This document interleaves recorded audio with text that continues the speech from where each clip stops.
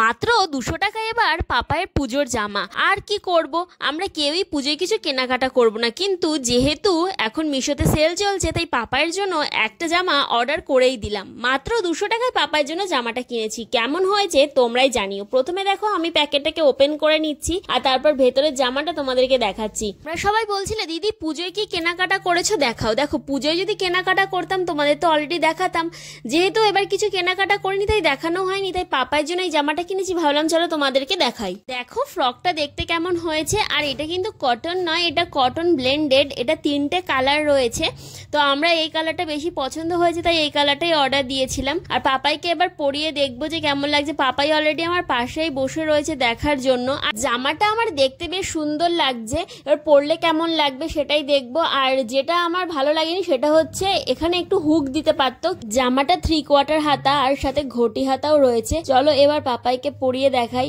আর পাপাই দেখো জামাটা পরতে না পরতে ওর চোখে গিয়েছে খোঁচা। ও জামাটা সুন্দর হয়েছে নাকি ভালো লাগছে ও সেই রিয়াকশন কি দেবে তার আগে খোঁচা খেয়ে বসে আছে চোখ নিয়ে সব ব্যস্ত। তোমরাই জানাও যে জামাটা কেমন হয়েছে।